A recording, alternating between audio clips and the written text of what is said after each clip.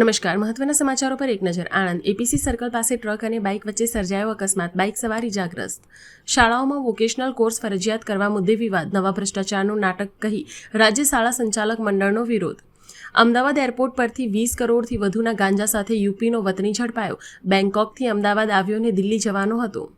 નર્મદામાં દારૂ જુગારની રેલમછેલને લઈ ભાજપ સાંસદ મનસુખ વસાવાનો લેટર બોમ્બ, રાજકીય આગેવાનો અને પોલીસ વચ્ચે સાંઠગાંઠ હોવાનો ગંભીર આક્ષેપ. અમદાવાદના 2600 કરોડના મેગા ગટર પ્રોજેક્ટની ટેન્ડર પ્રક્રિયા હાઈકોર્ટમાં પડકારાઈ. નિયમોના ઉલ્લંઘન અને પારદર્શિતાના અભાવના આક્ષેપ. એવરેસ્ટ સર કર્યા બાદ કરુણાંતિકા તિરંગો લહેરાવીને પરત ફરતા 2 ભારતીયોના ડેડ ઝોનમાં મોત. નીટ પેપર લીક કૌભાંડમાં સીબીઆઈનો મોટો ખુલાસો, 5 રાજ્યોમાં વહેંચાયું હતું પેપર. માતા પિતા આઈએએસ હોય તો સંતાનોને અનામત કેમ આપવી જોઈએ? સુપ્રીમ કોર્ટનો ક્રીમી લેયર મુદ્દે વેધક સવાલ.